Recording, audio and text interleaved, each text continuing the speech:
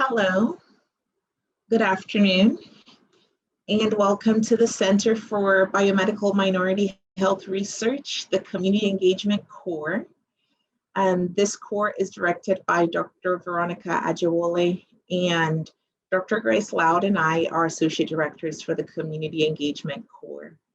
Today, we are going to focus on self-care and resources for people living with hypertension and their caregivers. Welcome and thank you for being here. About the Community Engagement Core, our goal with the core is to work directly with the greater Houston community to identify and address health-related concerns. We are especially looking for ways to decrease health disparities and increase clinical trial awareness to help reduce those health disparities, especially in ethnic minorities or ethnic minority communities in the greater Houston area.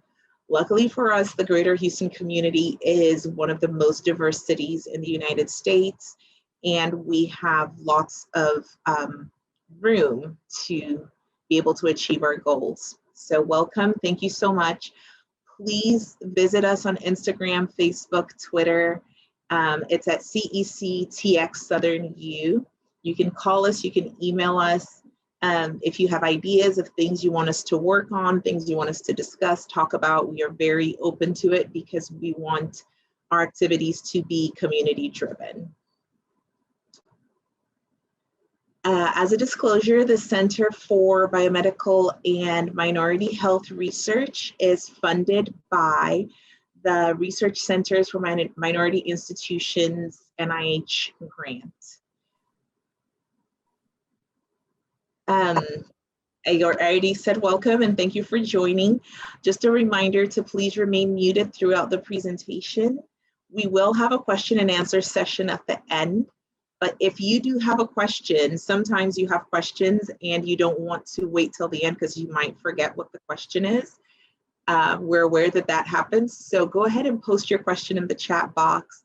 If it's something that we can answer it on the side. If we can't answer it, we will wait till the end and I will pose the questions to our speaker and then we can get answers at that point. We would like to thank our partnering agent for today's event, Baker Ripley, Community Developers. Thank you so much for partnering with us on this event today. At the end of the presentation, there will be a link that will be posted in the chat box. And the link is a survey about today's presentation. The first 10 attendees to complete the survey will receive a $10 gift card. So if you can please be sure to complete the survey at the end of the presentation. Also, we are very excited to announce that we're going to have a clinical research and engagement conference. And the goal of that event is to talk about clinical research, what that looks like, and how we can be engaged in it, and as you know, how our community can be more engaged in it, and how that affects healthcare outcomes for people in our community.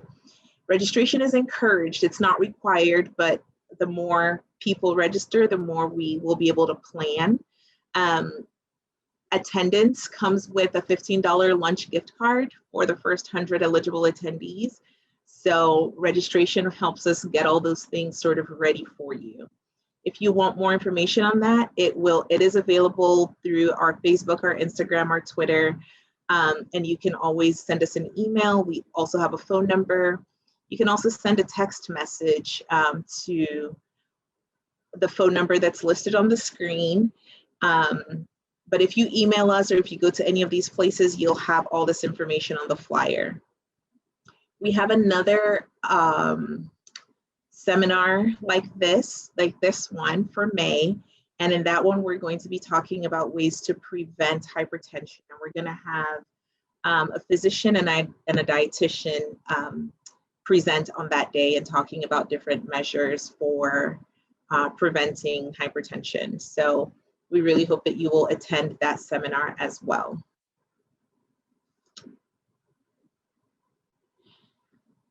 Also, there is a hypertension community conversation that we will be hosting, and we're looking for people who either are living with hypertension or caring for someone with hypertension.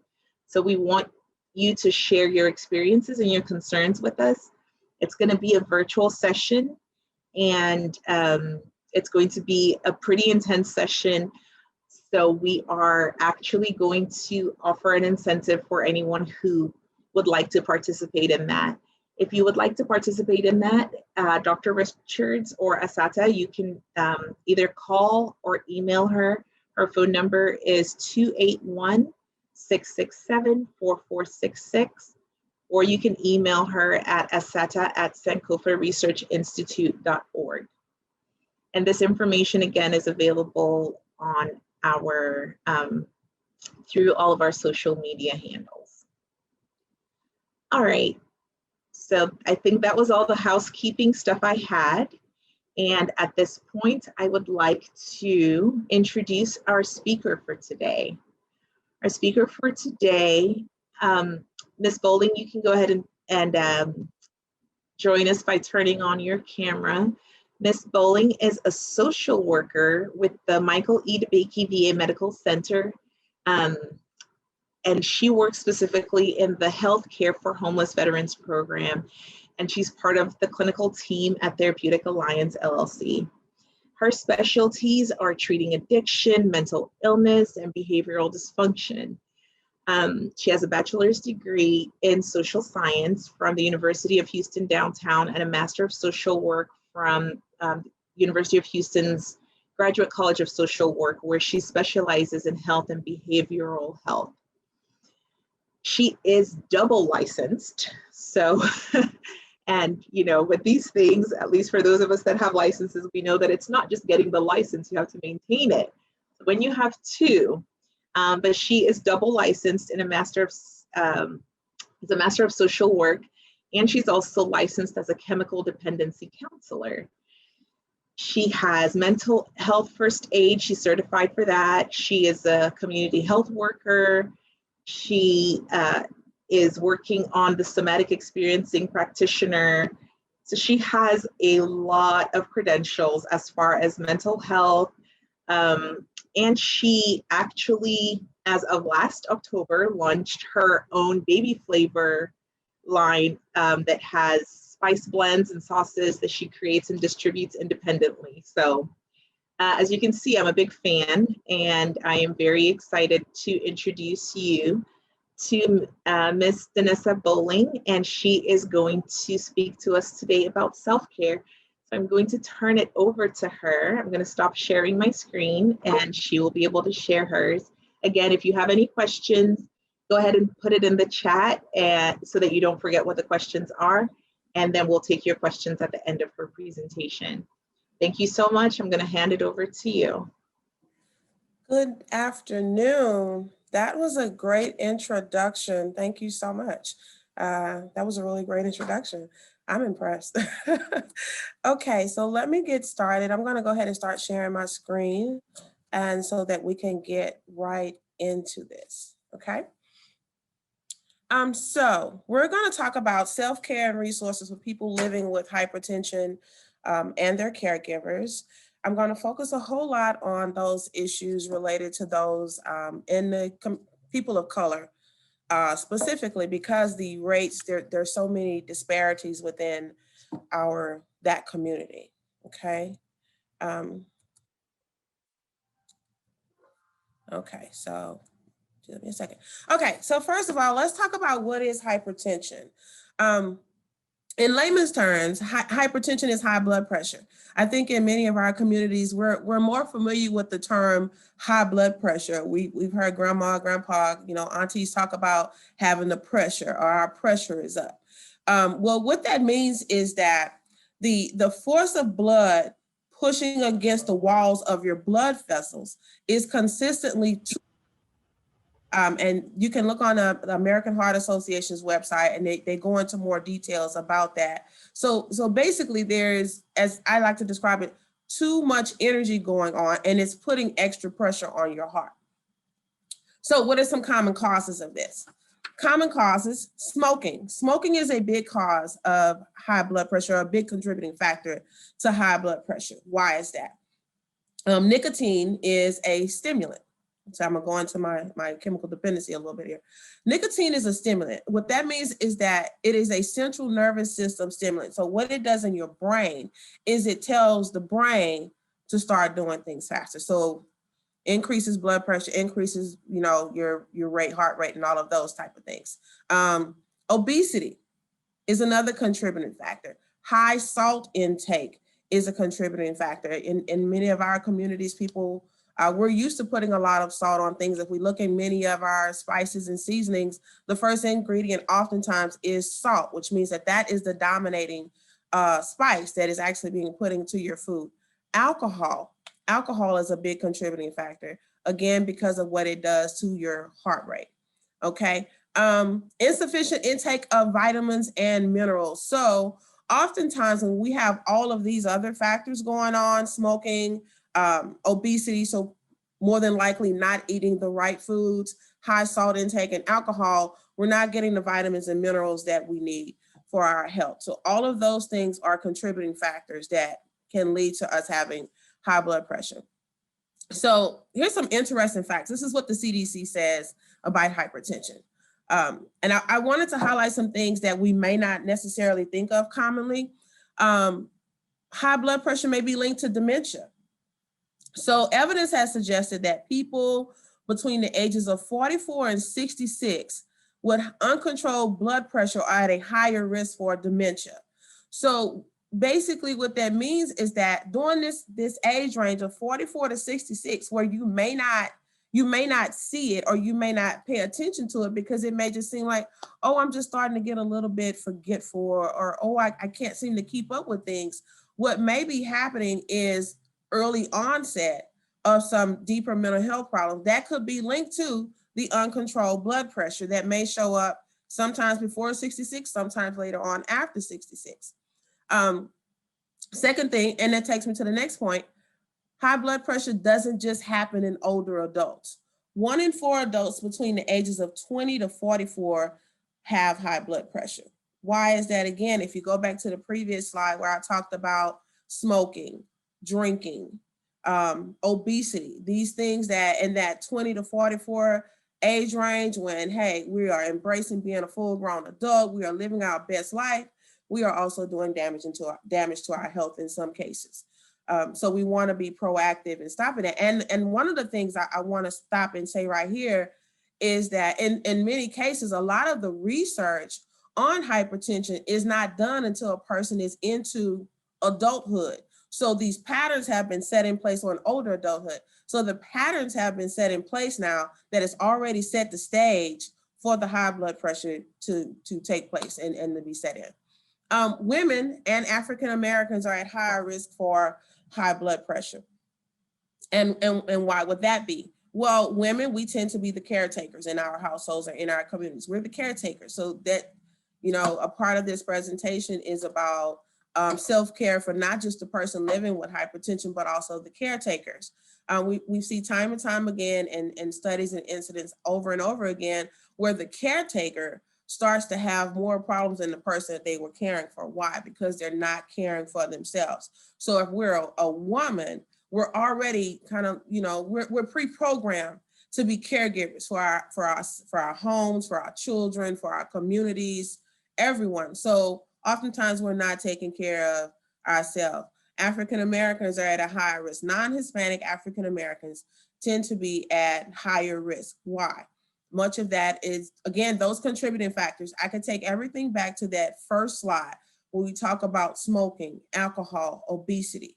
Well, if we look at the numbers in the African American community, we see that these things are higher in our community. So of course, if the smoking, the drinking, the obesity rates are higher in our communities, then so are the health outcomes going to be higher. The negative health outcomes are going to be higher in our communities. Pregnancy, birth control, poor health care put women at a higher risk. Again, if you look in communities of color, you will see that there's harder access to health care. Many are not getting the health care, whether that be for financial reasons or access to health care. So they're at higher risk for hypertension. To share a minute of a personal experience, when I was pregnant with my second daughter, I was only 24 years old at the time. I won't say I probably didn't have the best health care. You know, I was young and didn't know what I was doing. And I had my blood pressure was high to the point of toxemia. I was toxic basically at 24 years old with her. So those are the things that we can see in our communities quite often.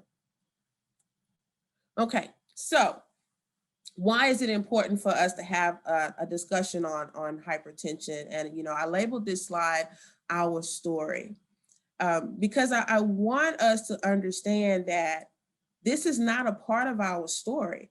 I think in communities of color, we have taken on this attitude or this thought process that these things are normal, that having high blood pressure, it's the normal. You know, that's what happens. We get to a certain age and grandmama had high blood pressure, papa had high blood pressure, auntie had high blood pressure. So we almost assume at this point that it comes with the territory of aging, or it comes with the territory of being a person of color. And that's just not our story.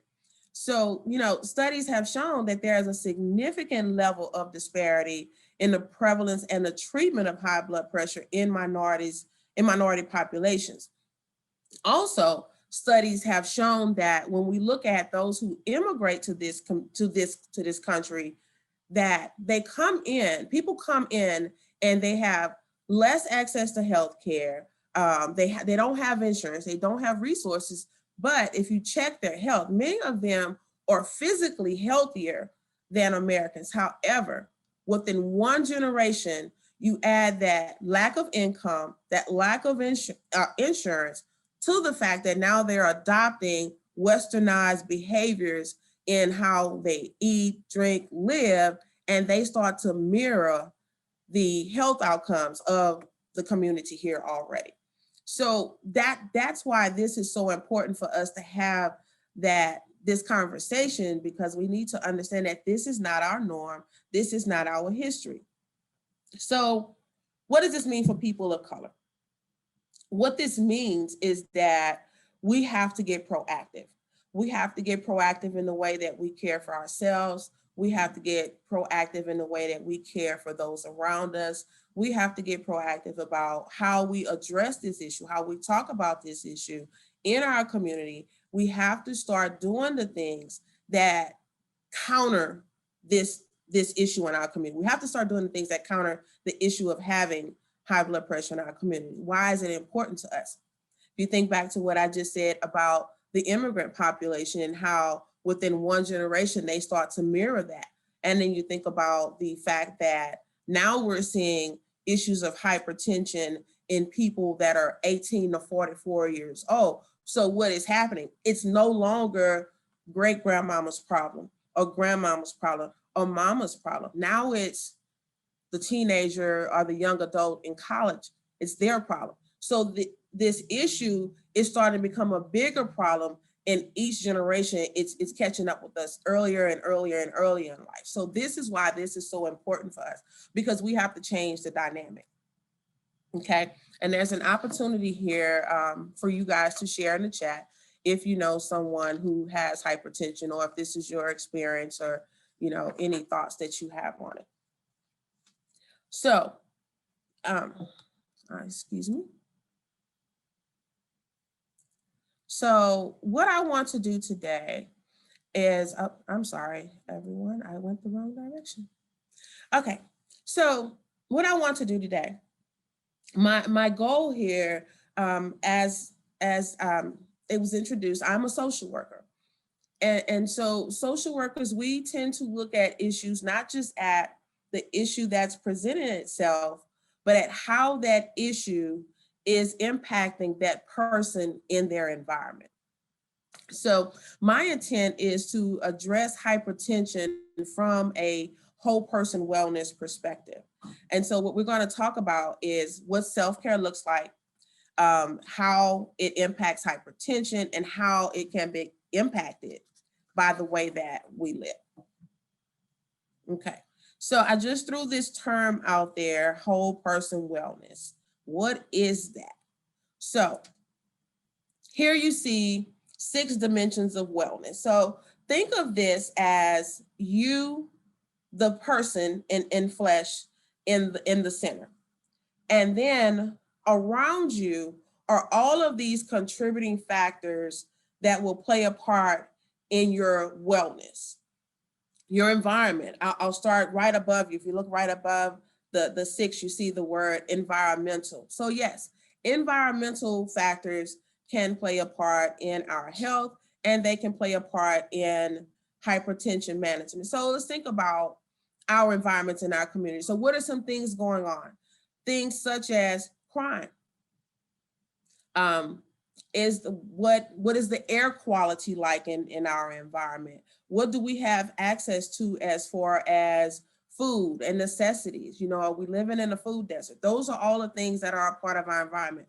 What is our home life like? That's a part of our environment. Do we have a high stress home environment?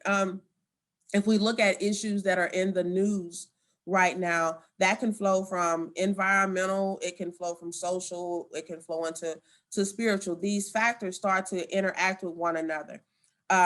Emotional, you know, what type of emotions are you living with that maybe we're not acknowledging? And later in here, I'll talk about the acronym HALT and how anxiety and anger can play a part in hypertension management. But our emotions, are you in touch with what is going on with you on the inside? What are you feeling? Are you experiencing some anxiety? Are you experiencing a lot of anger? Are you experiencing a lot of depression and sadness?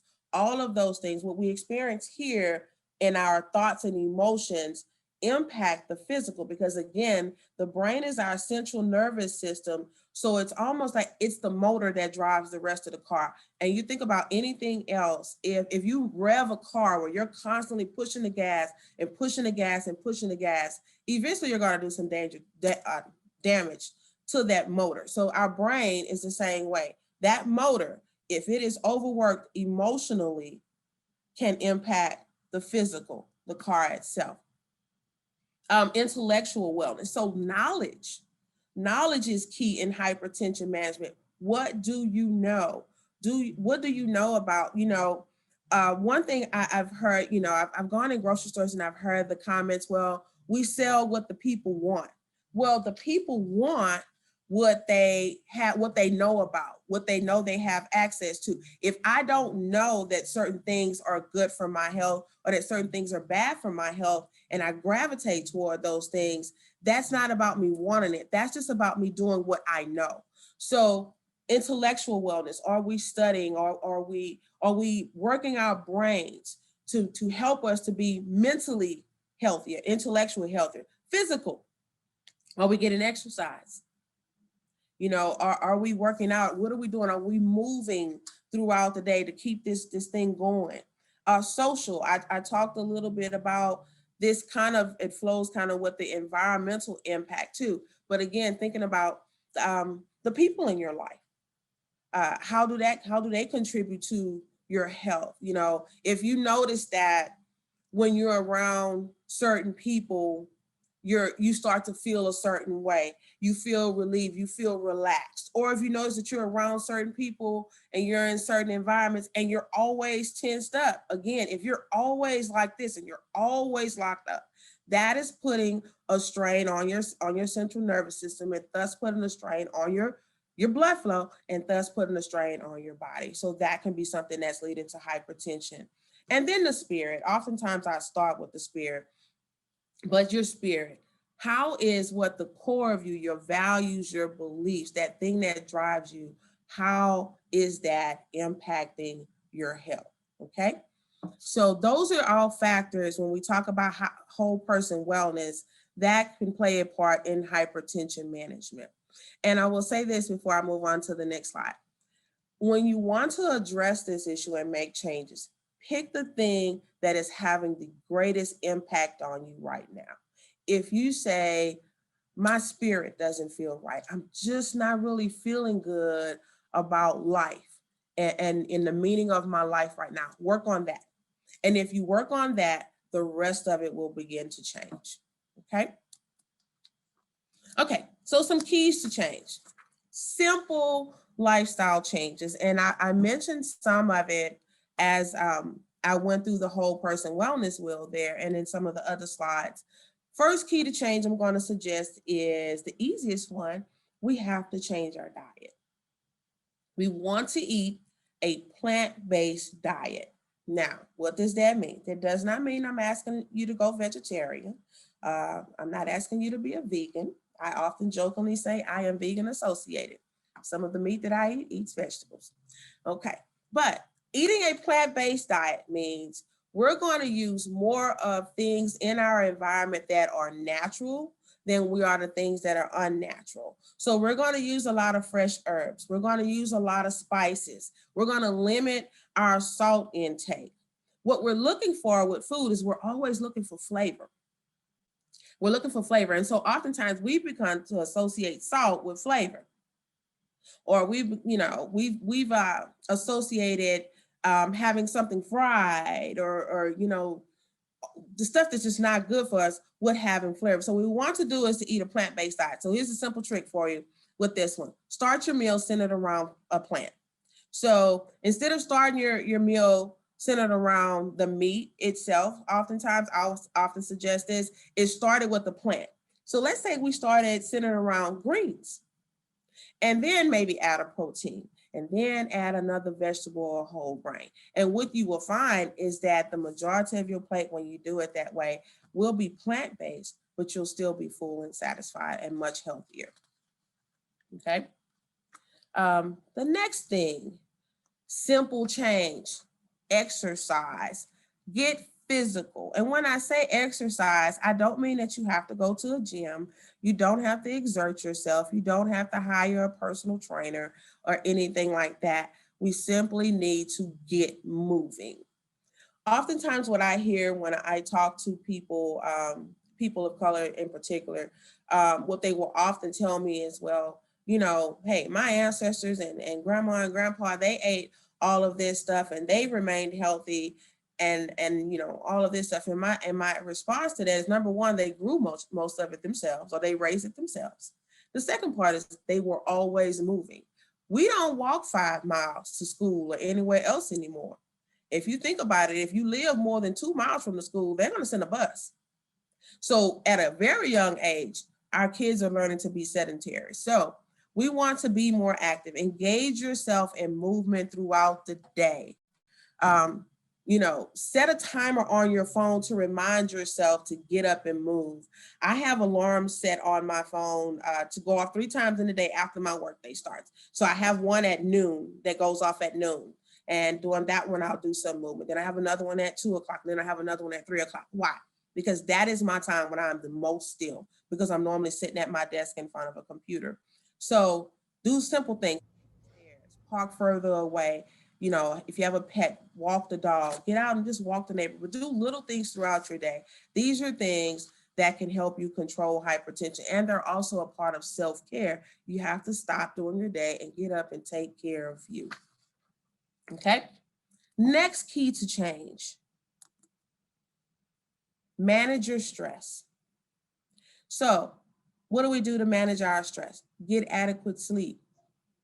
Connect with others who lift your spirits. Remember, I talked about social and environmental impact and spiritual impact. So you want to manage your time, manage how you spend your time. In a nutshell, what I want you to do is set boundaries. Practice assertive communication. If it's a no for you, it's a no. Don't add stress and thus pressure on yourself, leading to high blood pressure by engaging in things that are taking away your rest or disturbing your spirit or your whole emotional well-being, or that are taking too much of your time. And it's okay to not have time, or to have time and decide that I'm going to use my time to rest. Okay, HALT. I want to go through this real quick. I think I'm almost out of time.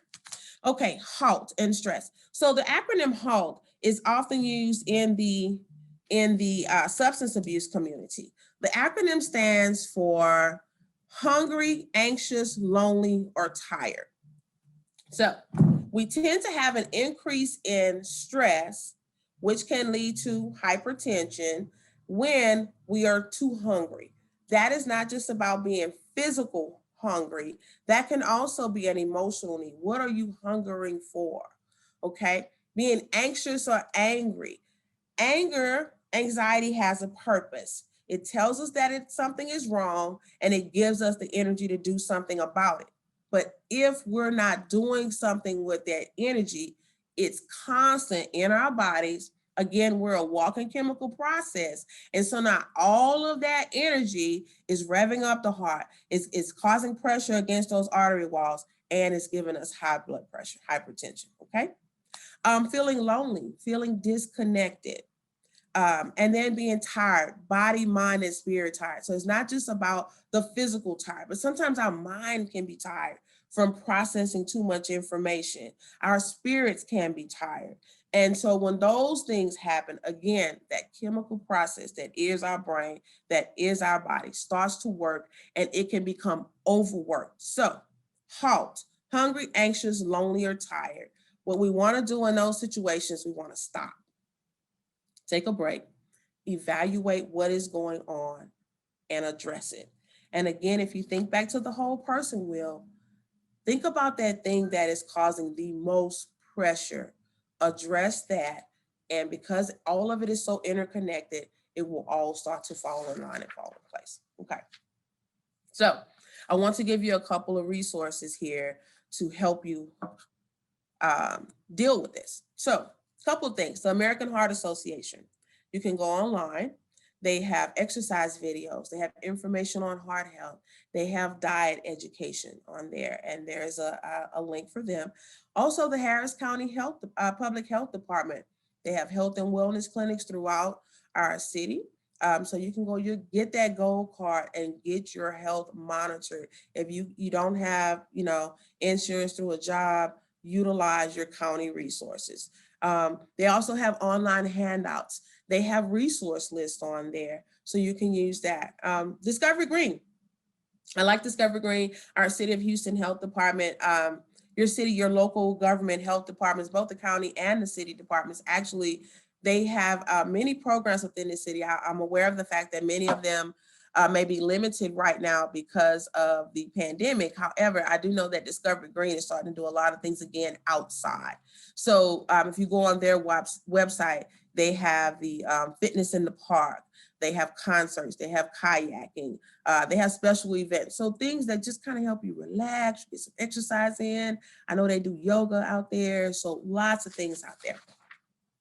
The Houston Resource Guide. This is a book. They have it in hard copy, but they also offer it in a PDF.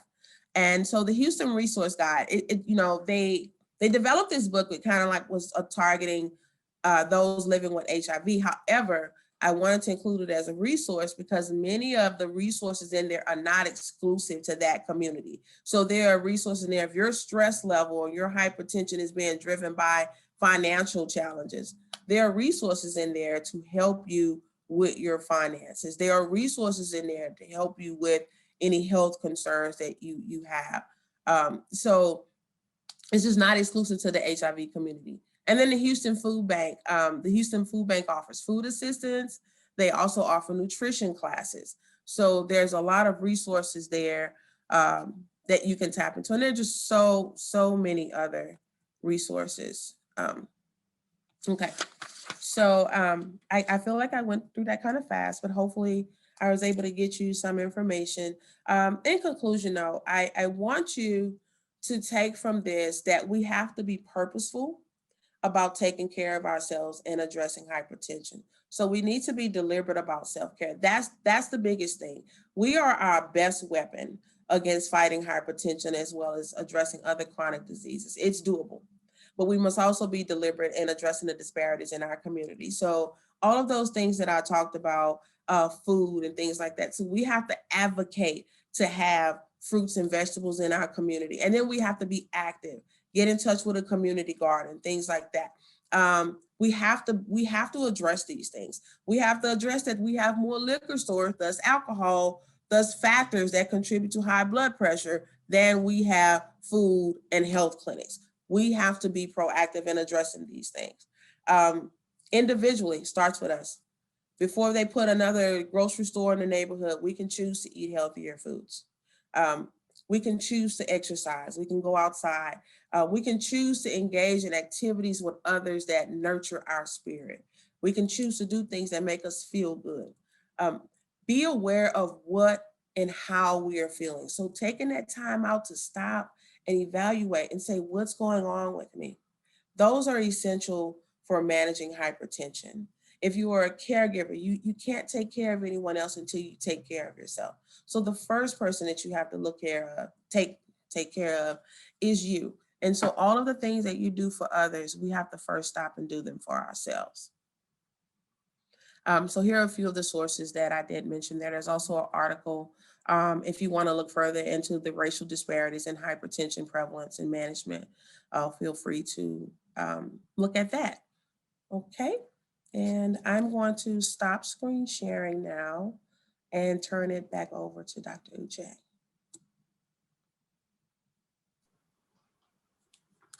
Thank you so much. That was really great information. I was taking notes for myself actually as you were talking. So for our audience, if you have any questions, you can pose it on Facebook, on Twitter, on Instagram, or you can post it in here. And we have one question. I'm going to try to ask other people's questions, and then, if we have time, we can address some of mine. But one of the questions we have from Facebook actually is, what are some good alternatives for salt? You're muted. Okay, there you go. Perfect. Okay. So with alternatives for salt, what we want to use are fresh herbs. The fresher the herb, the more flavor you get out of them, honestly. So I know often many of us, we buy like the powdered seasonings and everything like that. But if you have fresh cilantro or fresh chives, that will add so much flavor to your food. If you are going to use a salt, I recommend using maybe a pink Himalayan salt. And there's so many out there. I also recommend, I prefer now to go to spice markets. The reason why, if you look on the bottles of many of your spices and herbs, what you will see is that you have many ingredients in there that are designed for shelf life and anti-caking. So you're not getting mostly herbs and spices. You're getting a lot of other stuff in there. And so that was one of the reasons why I actually started making my own spice blends. And I try to encourage others to do that instead, is so that you're not getting so much salt or so much of the other stuff, but you're actually getting the flavors that you're looking for. Also, lemons, limes, keep those on hand. Squeeze a little bit in there real quick. You got a good burst of flavor. Okay. I like that. Thank you. That's yeah, and lemons and limes are not expensive, so you can definitely keep them. I think that when you started talking about how women take on so much, I felt that as a mother of 3 boys who have all kinds of activities and all kinds of things that we manage. So is there anything you can recommend just for a daily, like how do we sort of stay zen in that daily grind, sort of to help us with those risk factors that we're talking about? So, and I'm gonna have to go ahead and admit I'm not the originator of this, but I swear by it. Set aside time for you and set aside a space in your home that is yours, and let everyone know, this is my space, this is my corner, and this is my time. And when you know I'm in this corner, mommy is not available. After a while, they would get used to it. If you're in that space and they may come in and say, Mom, and then, oh, she's in her space. That's my space. That's my time. I also strongly recommend setting the tone for your day from the time that you get up. So maybe because once we get up and we turn on the mom switch or the wife switch or whatever the work switch is, that we're now in that mode, to set some time in the beginning of your day, 20 minutes at least. I do 20 minutes with God every day. So, but 20 minutes every day. You get up in the morning, grab you a bottle of water that tells your body to start, hey, we're going to start cooling down. We're going to start taking care of ourselves. Get you in a good 5-minute stretch. Maybe do, if you can get this in, and you can, if we put the effort toward it, maybe about 30 minutes of some type of light exercise or something like that. Or just walking around the house, walking around the yard, meditating, doing whatever you do. But dedicate at least about 20 to 30 minutes in the morning just for you before you get your day started. Set a space in your home that is yours and yours alone. Nobody comes there. Put things in there that comfort you. A candle that you like the smell of. I like all things purple. So my bedroom is purple. I have purple everywhere. And my office is purple. I have things in my environment. Remember, I talked about the environment that help me to calm down and that remind me that this is mine. This is for me. Oh, I really like that. I'm going through my head mentally trying to figure out what space can be mine at home. The only thing that's coming to mind right now is my closet, but I can put some things in there to make it comfortable. Even the closet. Even I'm the closet. decorating it right now. Room in the closet. Yeah. My closet. Okay, we have a question. Where can we get your spices? Okay, thank you so much. Okay, so I'm on Facebook and Instagram, and I'm working on the web. My daughter is working on the website. Let me correct that. But I am on Facebook and Instagram. It is Nola Baby Flavor Co.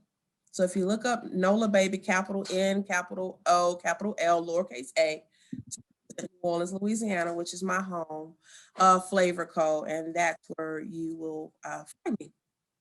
Okay, I think I typed it out properly. Yes. Okay, perfect. So we had one of our attendees that wanted to know. Thank you. But I think that's important to keep in mind, like you said, all the other spices out there have all those other agents in there, and we really do want as pure as we can get, so that we can get the maximum out of what we're paying for. Yes. And then we have a panelist or an attendee that wants to know if there is a way we can get the PowerPoint for future reference. I believe since this is live on Facebook, it's going to be, you can go back and rewatch it. I don't know if the slides by themselves are available, but I do know that this will be available on our Facebook page. So correct me if I'm wrong, the powers that be, but I believe that you can go back and rewatch this if you follow us on Facebook and on Instagram.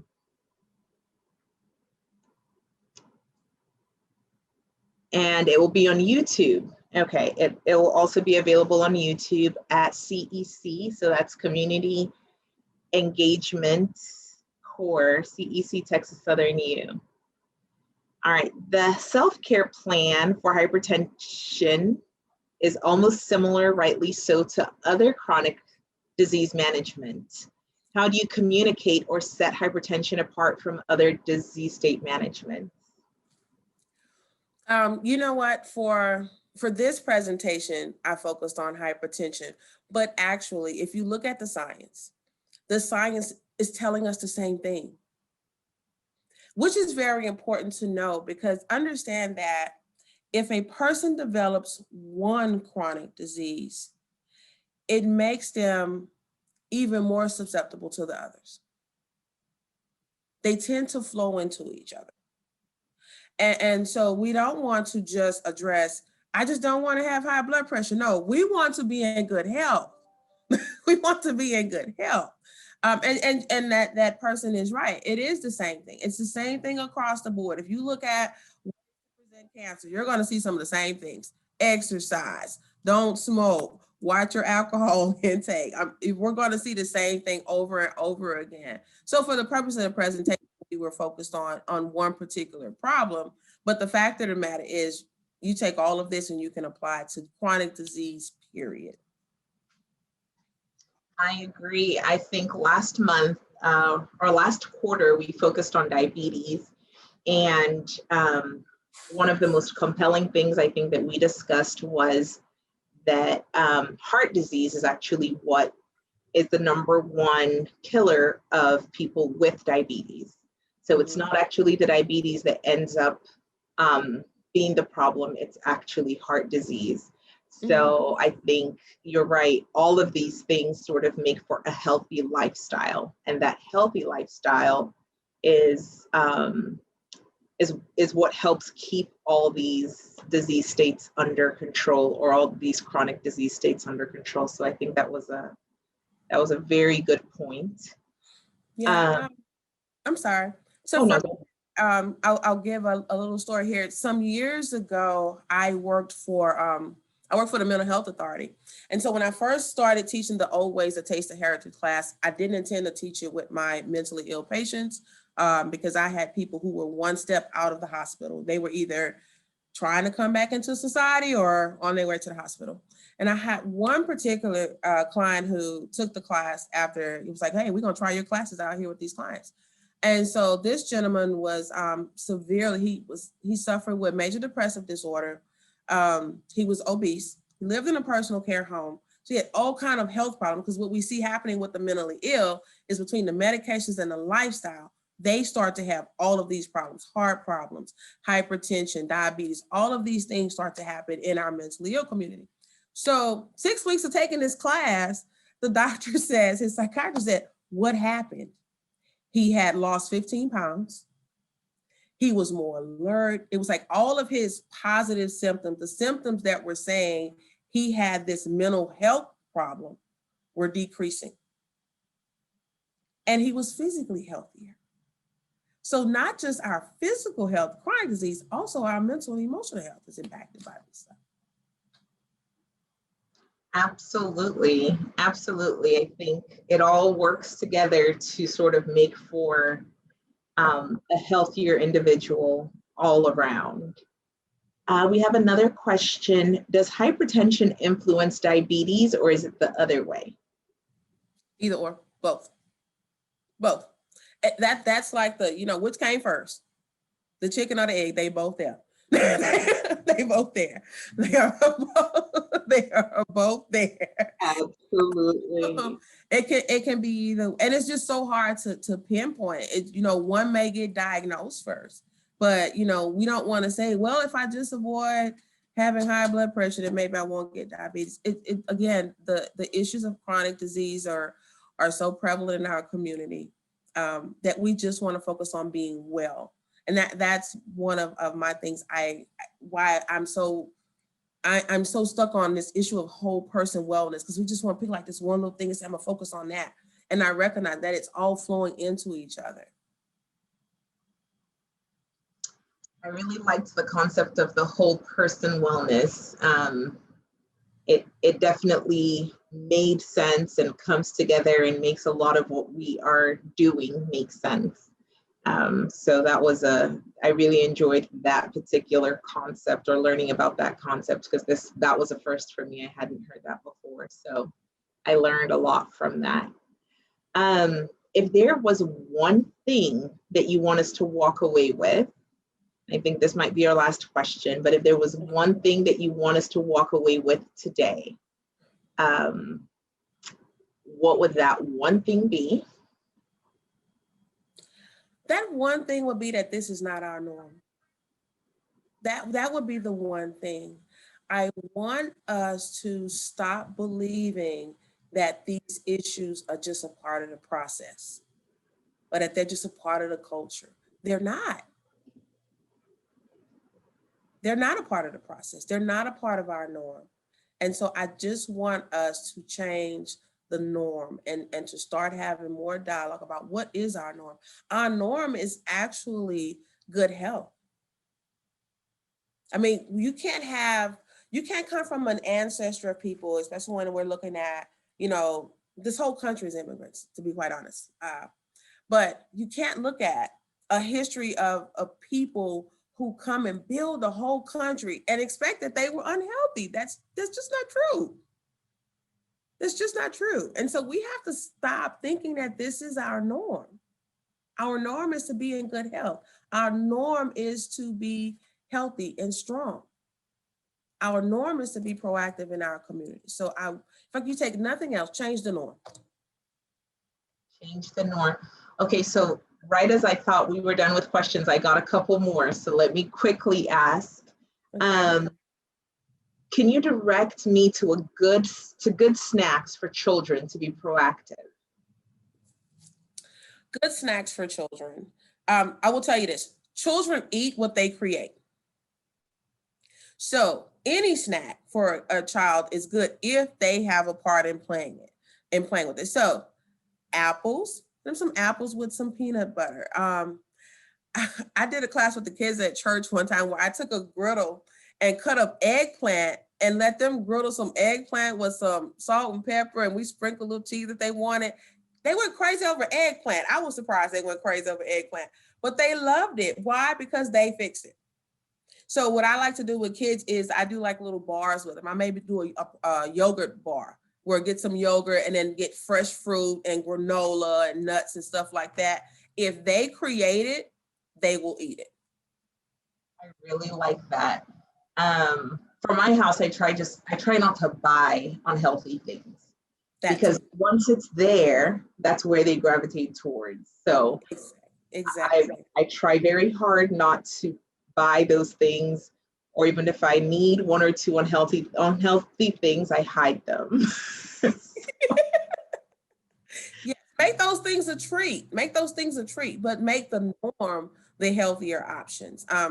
I have containers on the counter in my house that have nuts and raisins. And so if you get hungry for a snack, you can make yourself a quick trail mix real quick. It helped me. It helped the grown person in the house because my baby is 23 now.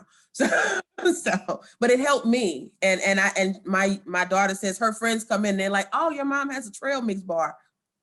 Yes, if it has a fancy name, we're more likely to use it, right? Right.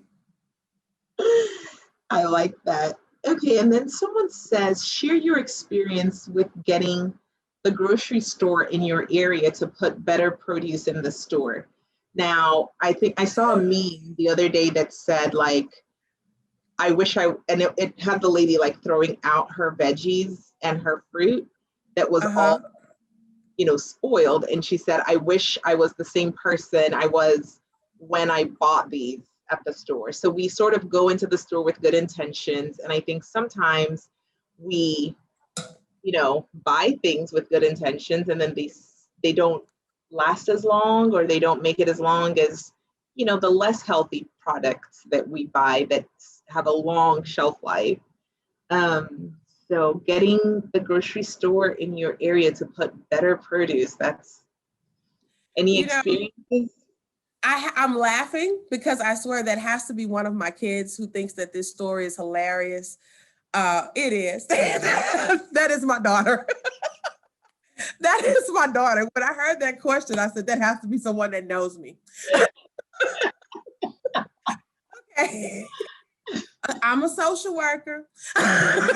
I'm a bit of a rebel. And so what I did notice as I started teaching the cooking classes is that I often had to go out of the community to find the foods to teach the classes to the people that I was targeting. And so I would go into this particular market in my area. It's a lower income area, and I would go in there and I would see the food was bad. And so the first time I called the little guy over and I said, this is rotten. I need you to remove it. And he said, yes, ma'am. And then I walked back over there and it was still there. So then I asked for the manager and I said, I need you to remove this. You wouldn't sell this at the store in the medical center area. You have no right to sell it here. It's the same price. So he obliged me that time. So the second time I came in the store, more bad produce. Call the manager, please. And so I called the manager over, had him, I need you to dispose of this right now. It's not fit for human consumption. You know, you want to say that the people, well, you stock what they buy, where if you bought produce that looked like something they would want to buy, they would buy it. This is rotten, throw it away.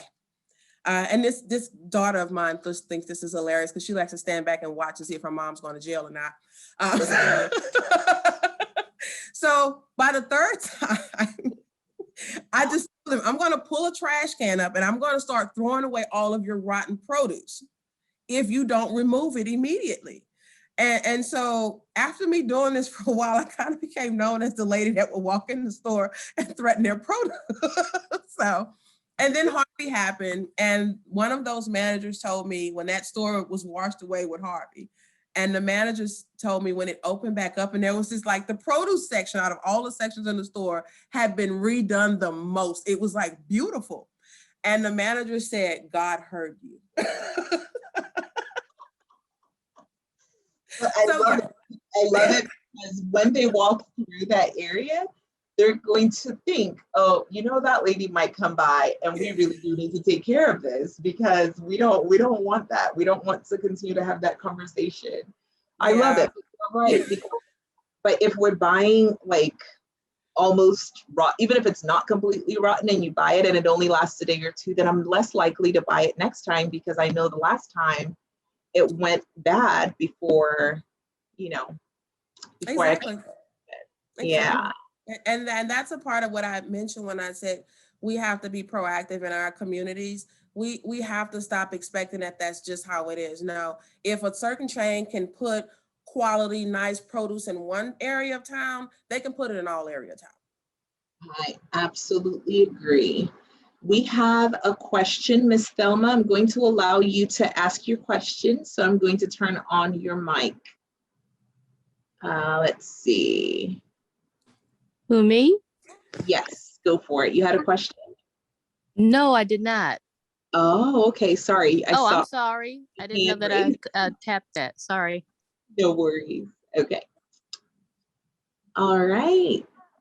Well, thank you so much.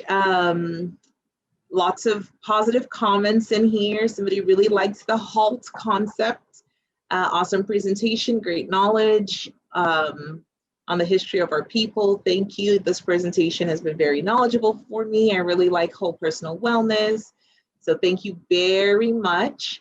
For our attendees, please complete the survey. It is, let's see if we can put the link for you in the chat box. Okay, perfect. It is in the chat box right now, so please go ahead and click and complete that survey. The first 10 attendees to complete will receive a $10 gift card or to complete the survey. So please do that for us. We are going to have another survey next, or another seminar next month, continuing on with hypertension because it is such a problem with really all US adults, like we learned today. So we're going to have a physician and a dietitian that are going to talk to us specifically about some preventative measures for next month's seminar, and it's going to be on May 20th, and the time is still to be determined. Again, if you were interested in participating in a virtual conversation on hypertension, here is that information. I shared it a little earlier. For those of you that joined a little later, if you are interested, please copy this information down. We will also have it on our Facebook and Instagram pages. And I believe, and this is a little bit more information about our clinical research and engagement conference that's coming up on Saturday, the 24th of April. It's going to be such a good session. We're going to have Dr. Rouse talk to us about why we should participate in clinical trials. We're going to have Dr. Shodeke talk about the ethics in clinical trials and He is a dynamic speaker that has done a lot of work with the Tuskegee trials that you've heard about. We're going to talk about issues with children in clinical research. I think most of you know, like, for instance, the COVID vaccines are only approved in adults, then 16 and over, and now they're looking to, so now, you know, we don't have the vaccine for children because we don't have enough studies yet for them.